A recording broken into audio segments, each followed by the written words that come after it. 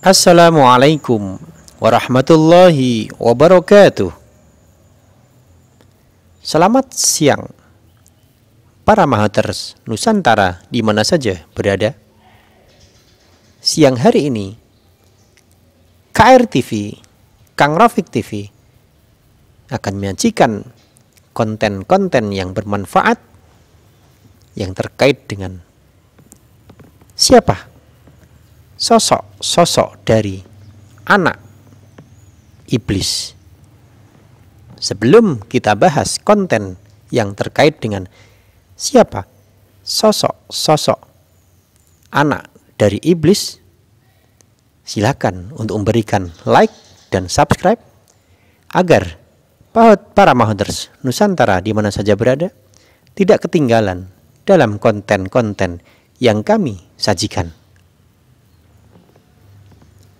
Berkata Korsi, Bashir bin Walid Al-Kindi meriwayatkan dari Muhammad bin Tolhah, dari Zaid, dari Mujahid, ia berkata, iblis itu mempunyai 5 anak. Masing-masing dari mereka ia beri tugas dari perintahnya. Siapa sosok 5 anak iblis? Yang pertama bernama Sabur. Yang kedua bernama A'war. Yang ketiga bernama Masud. Yang keempat bernama Dasim. Yang kelima bernama Zakambur. Para Mahaters Nusantara di mana saja berada. Yang pertama, anak iblis bernama Thabur. Thabur diberikan tugas oleh iblis untuk menggoda orang yang terkena musibah, orang yang terkena cobaan, agar menyobek-nyobek pakaian, menampar-nampar pipinya, marah-marah, menghantam apapun, merusak apapun yang ada di sekitarnya, baik itu barang-barang yang dimiliki atau barang-barang yang dimiliki oleh orang lain, dan menuntut dengan tuntutan jahiliyah. Para Mahaters Nusantara di mana saja berada, Sabur diberikan tugas menggoda supaya anak cucu Adam saling berkelahi, saling baku hantam, sehingga di antara anak Adam akan terjadi perselisihan.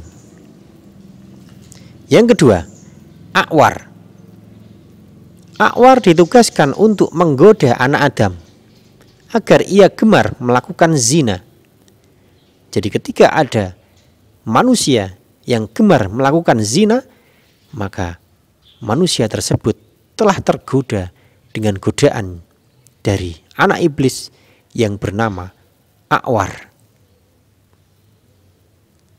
Yang ketiga, Masud. Anak iblis yang bernama Masud membuat kedustaan dari perkara yang dia dengar, kemudian menemui seorang laki-laki, lalu memberi kabar kepadanya dengan kebaikan.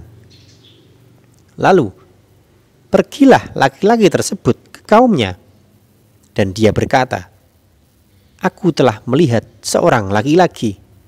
Aku mengenali wajahnya, tetapi aku tidak tahu namanya. Dia berbicara padaku begini dan begitu.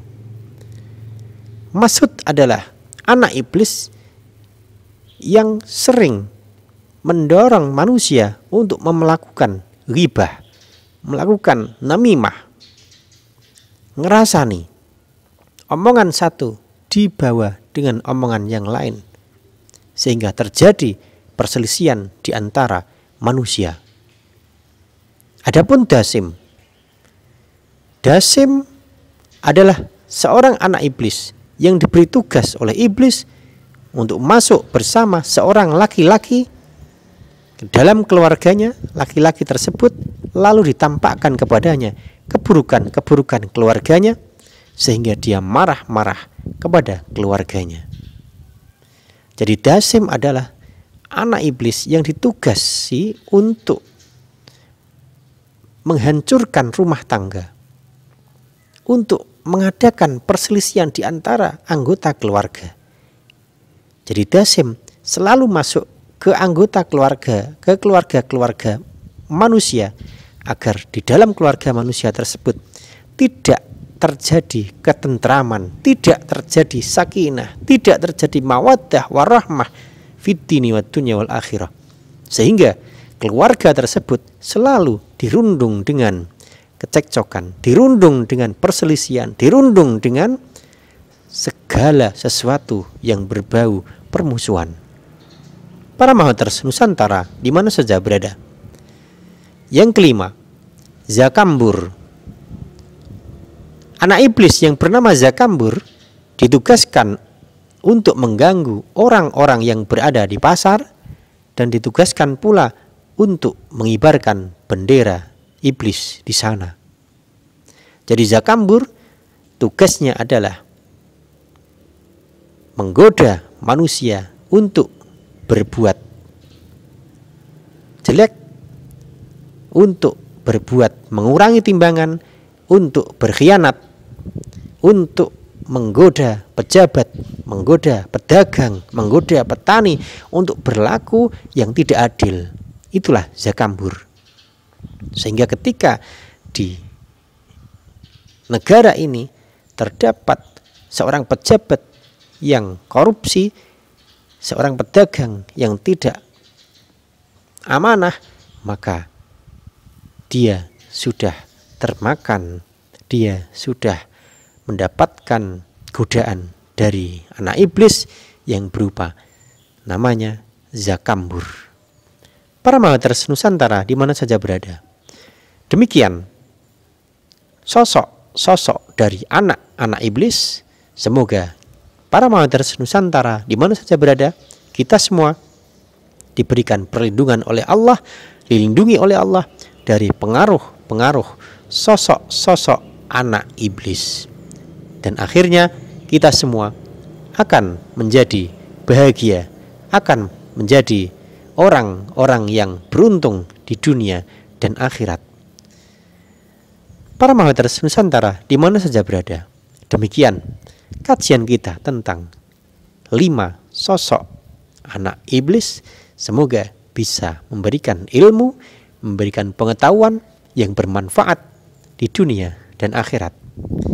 Salam dari Kang Rafiq TV dengan salam edukasi dan inspirasi. Wassalamualaikum warahmatullahi wabarakatuh.